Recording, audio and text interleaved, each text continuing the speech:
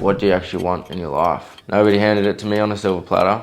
If you think life will do that, you're lying to yourself. When I wasn't in control, I felt weak and I was scared, getting absolutely plastered. They came out, cops in there. It was something straight out of a horror movie, and I was so scared of myself, man. My life went straight from, I need to focus on the mines and making cash and improving my life, to boom. There's blood everywhere. The weapon's in the bathroom, but I think I need a hospital. We got everything in Australia, man. And yeah, coming over from South Africa when I was like 7, and yeah, parents were still together. I moved over with my sister, and it was mint. It was real good. Got into a proper schooling, kind of had freedom. That's actually what it felt like. I had freedom, and I felt better because my family had freedom as well. So then, yeah, fast forward about 4 years, we had moved from a few houses and stuff like that. And then eventually my parents split. And it was a shock. Didn't make sense. I didn't expect that whatsoever. And at that point I was 12. It's like, my parents are now not together. What do I do? This doesn't make any sense. This isn't how it's meant to work. Nobody prepared me for this. And it was, I'll tell you the story behind it. From my understanding, it was all the financial struggles and stuff. Especially going from a place in South Africa where you can buy a house for probably 200k, which would be worth maybe 3 mil over here. So the thing is, having a house that's worth 200k, selling that, coming over here, and then setting everything up, visas, all the stuff to move to a whole new country, it's not a lot of money. I think that was the biggest struggle. And then, yeah, the moment when it was my dad, that I remember it pretty clearly. My mum and dad sat my sister and I down and said that we're not going to be together. And I was like, what do you mean? Like, didn't make sense. And I went blank. I think the feeling I was feeling, I was numb. I was just numb to what just happened. And I remember seeing my dad cry for the first time, and it's like, okay, well, dad doesn't normally cry. What's going on? And yeah, then I went outside and it was raining, and I just shot some hoops. I was playing basketball. And that was the start of me escaping from what was going on. I didn't want to feel, I didn't want to deal with it because I didn't understand it. So I went straight to the hoops, something that I was comfortable with and something that got me out of my head. And it went from that to, okay, now dad's moving, and dad was couch surfing, kind of figuring his life out. And eventually he wanted to we started doing side hustles and wanted to start creating a business. So lots of stress, and it wasn't very stable with dad, which I loved it because I could go to his place and we'd end up doing something different all the time. Or he'd be staying on a new fucking couch every few months. And it was exciting for me. And then at mum's, I resented her because I didn't have that father figure. There wasn't a father figure that I could look up to at mum's place. So I felt lost. I felt proper lost and didn't know who I was. Didn't know really who I wanted to be, and didn't know what was going on with the dysfunctional part of the family. So without knowing much and not actually seeking to understand about it all, I just thought, sweet, this is hard. That's what I made up with that whole situation. This is hard and this is difficult. I don't want to deal with a family that doesn't work properly, so now I'm gonna get out of it. And it was like sneaking out, running away, having my version of fun, and I frothed over it. It started off with like bike rides down the street in the middle of the night, and then all-nighters, going fishing, with mates and ending up on like some islands that were around from where we were staying. It was epic. And yeah, from then it turned into, sweet, I want to get drunk. So we would say we're going fishing. Fishing rods would end up in the bush down the road, and we'd go. We had a connection with one of the homeless blokes who would help us, buy us booze or give us some goon sacks. We'd give him cash, and we'd go have the time of our life. Get absolutely fucked. And that was me escaping. I didn't want to feel. I didn't want to deal with what was going on, and it just ran away. And running away like mentally and emotionally from it. So in hindsight, it was my coping mechanism, escapism. That's it. Which then, like I'll share further, is it's gonna continue and continue and continue. So that was that drinking stage, sneaking out, being a bit crazy. That was up till probably about 16, and then I got my license. And when I got the license, started maturing a little bit with like, oh shit, I can kill people with this vehicle. And I thought, sweet, I want to do something with what I've got. I bought a Subaru Forester. It was mint, chucked a little muffler on the back. Loved mucking around with project cars.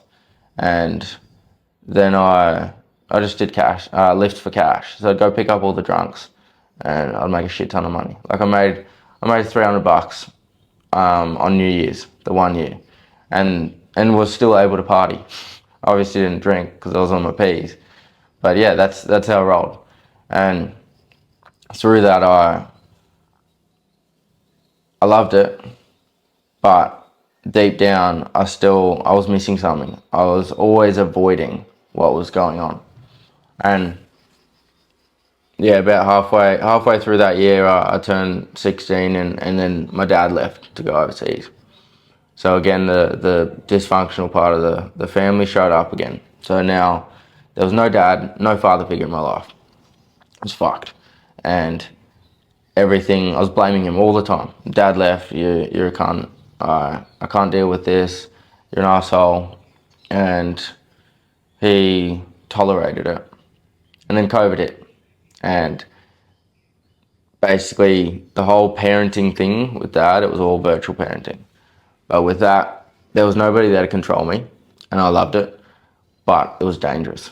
It was dangerous in the fact that it led me down the path of getting absolutely plastered most weekends. And I wanted to escape. And it wasn't just, yeah, mate, we gotta get a 6-pack. It's like, cool, let's get a 10-pack of what I drank was Summersby's. I would go to Bunnings, get a funnel, like a 5-litre funnel, a fucking what do you call it? A PVC pipe, a tube, and a valve at the bottom of it. Cost me about $30. You make it all in store just with fucking hose clamps and everything. It's simple. And that was my drinking tool. So to get that, you'd fit easily about 3 standards in it. And yeah, just down the fuck out of them, bro. Absolutely down the fuck out of them. And like, it was cheap. It's that's a $50 kickstart for your night. That's how I saw it. Made sense. And I'm not advocating that. I'm sharing what I did. And I would down all 10 of those before it's time to go out. I'd tacky, and now it's fucking time to go out. When I vomit, then it's time to go. And it was quick. It was easy. It was easy to get out of here like that. Boom. And I was a fucking lightweight, man.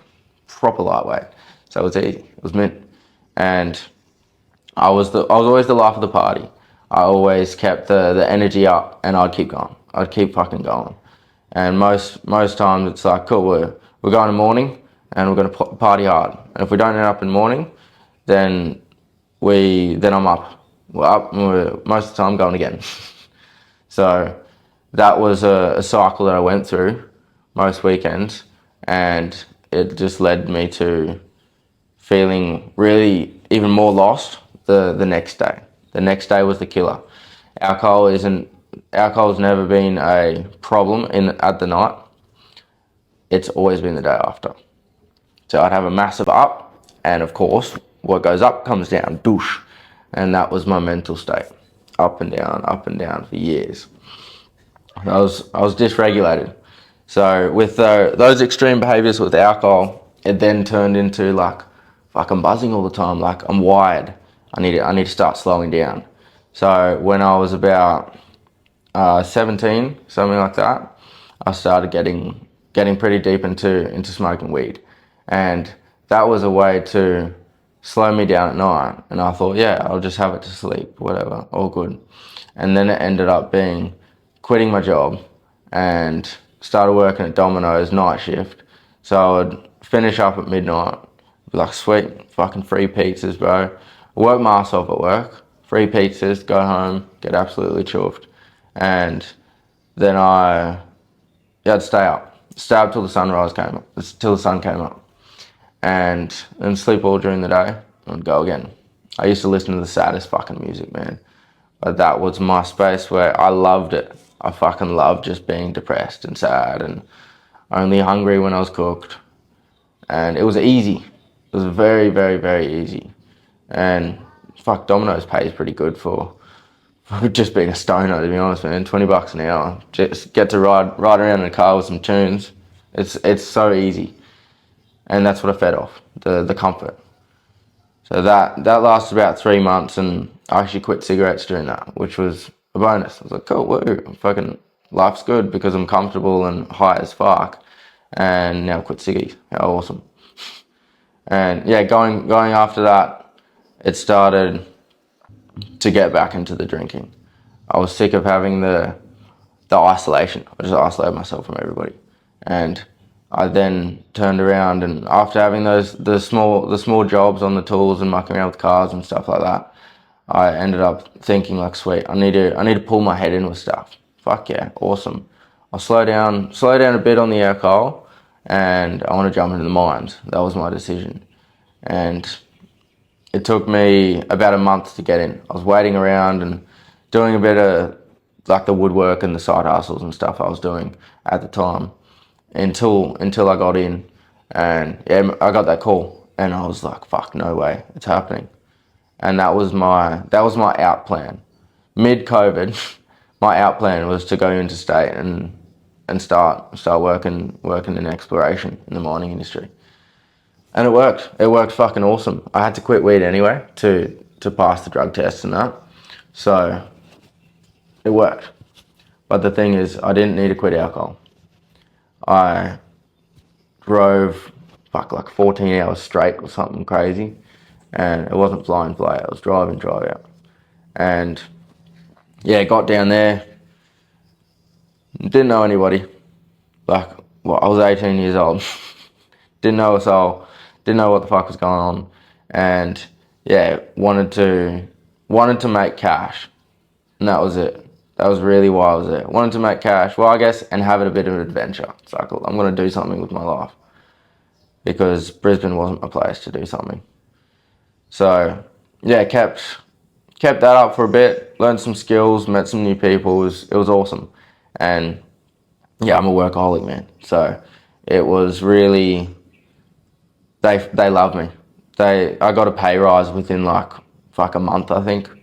So I felt my ego was boosted a bit. I felt really good, and raking in, I think between 2 and 3K a week was most of the time. So it was a fair bit of money for what I was doing, and that was also unqualified. So I did that for about 3 months. COVID hit, and I thought, sweet, all right, I need to get back home. I was gone for 3 months and was struggling. Nothing really made sense, and I started struggling heaps. Then it started to be drinking more. I started blowing my money more. Started smoking again, and smoking Port Royal. It's like 120, 130 bucks for 50 gram, man. And I would go through that in a few days. It was an expensive time, and it got lonely. It got fucking lonely. So, but at the end of that, those 3 months or so, I booked my flights to Canberra, before I went, we kicked on in the middle of Canberra, got fucked up, danced on stripper poles, got absolutely sloshed, and yeah, jumped on that plane expecting to get to Brisbane, safe and sound, happy days. I can go home, see my mum, see my stepdad, see my sister, see my mates. Wicked. And yeah, that plan got absolutely fucked. I got to the airport and they said, "Oh mate, you've got the wrong COVID form." And I was like, "What? You had the wrong COVID form?" Fucking, I'm not gonna go into details about all that, but basically I got escorted out of the airport, not to home. I got escorted straight to a hotel quarantine, and that hotel quarantine had double pane glass. There was no window that you could open, and I was fed fucking hotel meals in bags every day. It was fucked.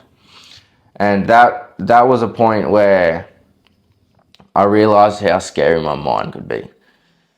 I basically I told the guys there that I'm not going to be here for 2 weeks. I want to get out. I've planned to go. I've been away for like 3 months, and they said no. You got to stay here, and if you don't want to stay here, you get a fucking flight back to Canberra, and you can have 3 days here. And I thought that was a lot of shit. Got so pissed off at them, got proper angry, and then sucked it up. Just sucked it up. Thought, all right, whatever. I'll just deal with it. And yeah, then I basically I was struggling. I made some calls to reception and said, man, like I've struggled with mental challenges before, like I've faced addiction, and like this is what's going on, and this is super difficult. I was super civil about it until they just weren't picking up, and I basically turned around and said, well, I need to get the fuck out of this place. My extreme behaviours and still coming down from everything that was going on, I turned around and told myself, fucking sweet, I'll chuck on some tunes. I ran amok a bit and got to the point where I lost my shit so much that I started slicing myself up. And I broke apart my razor, fucking just sitting on the bathroom floor, just slicing myself up. Boom, boom, boom. And that was something that I did previously. I did that. That was a fucking addiction for months, man. Just, I loved the pain. And yeah, I did that. But that time was different. That time I didn't want to, feel at all. It was actually really a fucking cry for help. Nobody was fucking listening. And nobody understood what I was going through. And I thought it was hilarious, to be honest. It was the dark side of me. At that point I was sober as well, which was even scarier. The dark side of me that I was throwing my arms around, fucking blood all over the bathroom. I didn't give a fuck. Had insane, like, hectic, hardcore fucking tunes on. I didn't give a shit. And I was like, shit, mate. Maybe I'm like psycho. Maybe maybe something actually wrong with me. Like, but I laughed at that. It's like it was something straight out of a horror movie. The horror movie where that's the person who nobody talks to. That's the person who is an absolute fucking maniac and has the power to kill, but then actually does it. And I was fucking so scared of myself, man. That was the point where I thought, fuck, I think something's not right. And basically I called up the guys downstairs. I said, yeah, so I know I've called about all these emergencies and stuff, but I think this is an emergency. I was taking the piss. I didn't give a shit. And I said, so there's blood everywhere. And they're like, what? I said, there's blood everywhere. Everything's all good. The weapon's in the bathroom. I'm okay. But I think I need a hospital. And they came up, fucking cops in there. And yeah, I thought it was a joke. I said, guys, just fucking chill. It's all good. Everything's fine. It's all good. I wasn't all good. It was never all good. Basically, at that point, that was 18 years old, and that was my response to the stresses I went through with the mines. I couldn't deal with isolation. I didn't know how to deal with my emotions or my feelings. Anxiety and depression was amplified after getting put into a place where I couldn't control myself at all. And when I wasn't in control, I felt weak and I was scared. And if nobody was there to then support me with that, it's like, well, I've got to do something about it because nobody else will. So that was one of the dark times. That was really one of the dark times, and that was a time where I was still in a relationship, fucking long distance. It was difficult. So fast forward about another 3 months, something like that, after getting out, buying a project car, fucking BMW E36, working on that, losing the shit. I then just fucking dumped my missus, man. I just thought, fuck this. Boom. I was with her for like 5, 6 months or something, and I didn't care. I didn't give a shit. I would have, if I really gave a shit, I wouldn't have done what I did in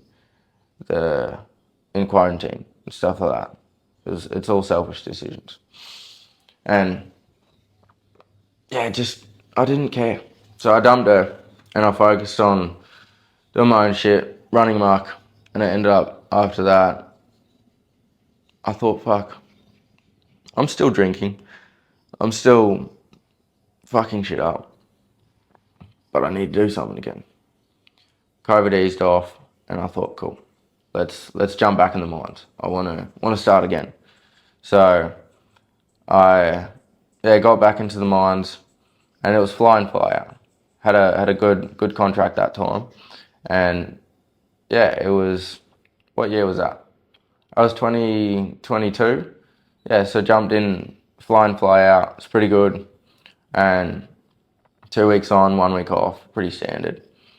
That time was more structured. I had more freedom, so it was getting easier. I had more freedom, and I understood my mindset more. I actually joined some online courses at that time where it's like, cool, I need to figure out why the fuck I'm actually going to the mines.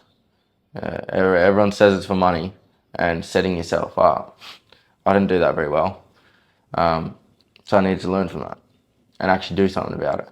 So I spent another 3 months or so working on ways to start improving my life and gaining the tools and working with people and being supported. It was awesome. It was good. But that didn't last too long. My habits came right back. The bad habits of drinking, the people surrounded by, just kept getting pissed. It was easier. And it was a way to then escape from doing the hard thing. It was a way to say, I would rather not feel anything. I'd rather not deal with my life that isn't actually the way I want it to be.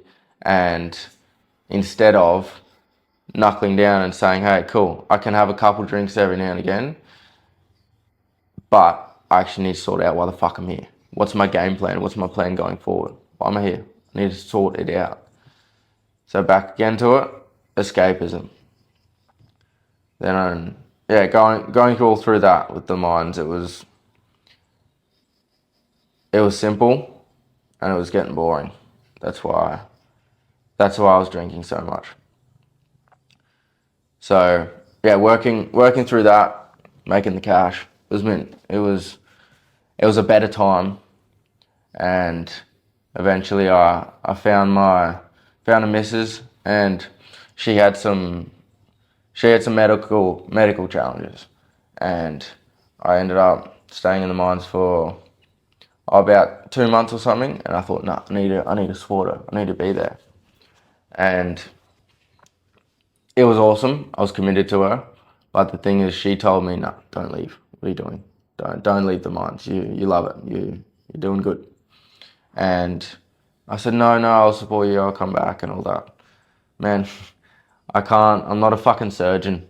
I can support somebody emotionally, but I'm not a fucking surgeon. I can't I can't fix what they were going through.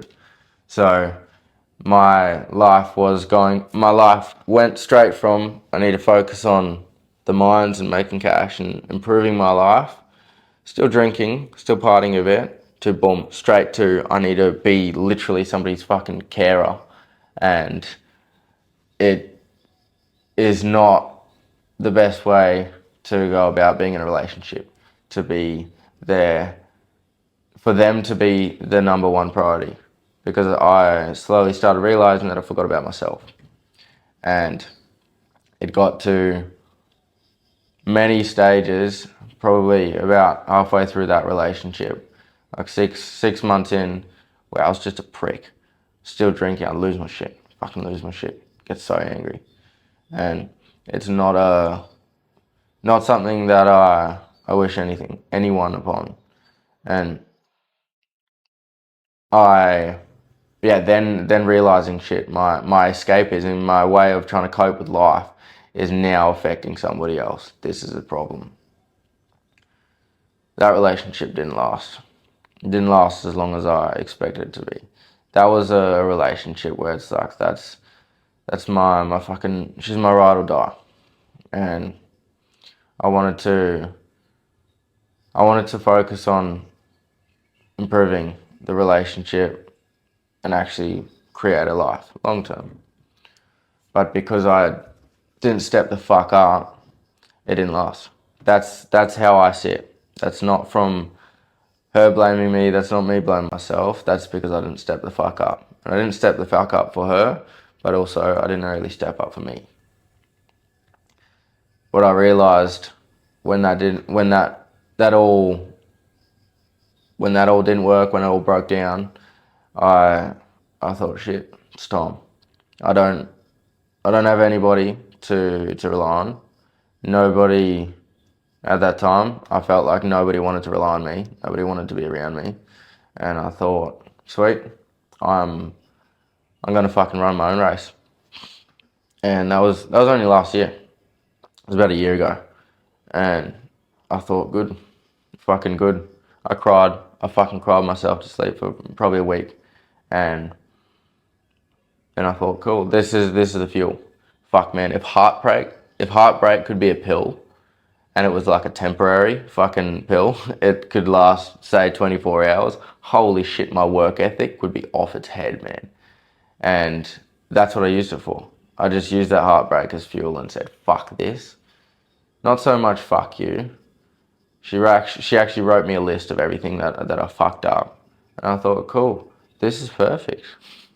Now I'm just going to tick them all off and fucking do a lot better. Not for her, but for me. I kept running that race. And I thought, this is, what do I want in my life?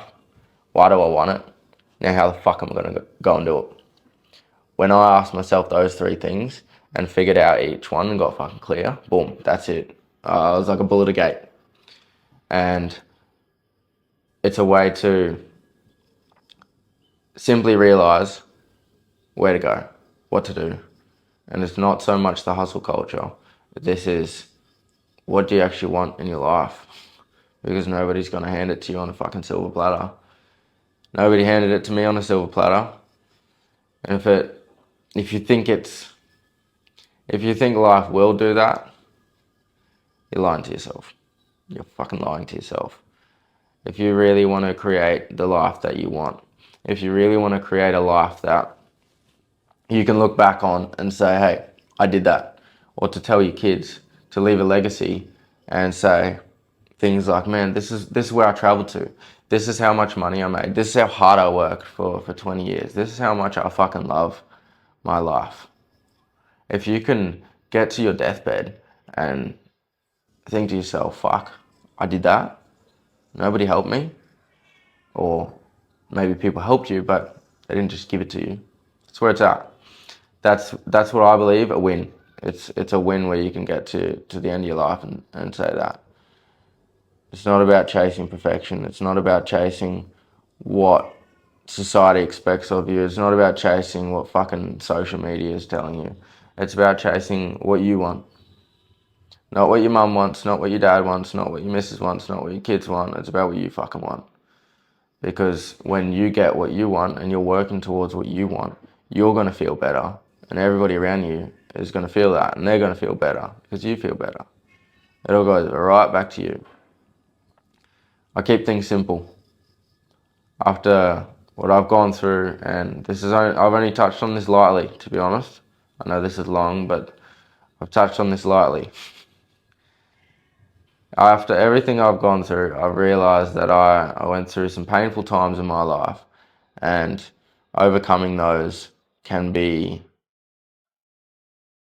sometimes never actually recovered from. Some people never actually get to a point where they say, oh, I just did that. I can do that. I overcame adversity. I overcame those struggles. And what I now do is actually help people to improve their lives themselves, to help them go from a place where they may be anxious or depressed or overwhelmed and improve their life. And from like the main focus for the last, I'll say, 4 months or so has been tradesmen, really focusing on the blokes in the trades and the mining industry. Because when I was there, man, I didn't speak up about what I was going through. And there was one man that I did. We were out bush, out west, and we started opening up more. There was one night, it was the last night of his swing, and he was so anxious that he started vomiting up. And I was like, fuck, that's full on, man. Like, tell me more about that, what's going on? And that's just a standard for him. That's one man. And that's one story. He was a good bloke. There's the men that I've spoken to, from truck drivers to fucking drillers to diesel fitters. We've had an electrician at the moment, like a high-end commercial electrician. Blokes like that, where they're going through shit, nobody knows.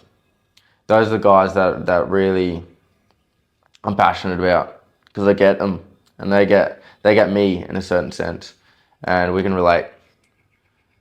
What I do, it's not about perfecting shit. It's not about becoming what social media wants you to. It's not about quitting your job. It's not about fucking making huge changes in your life. It's actually all about doing really simple things that make you think better, to help you be better, to help you live a life where there's no fucking limits. Because that's the truth.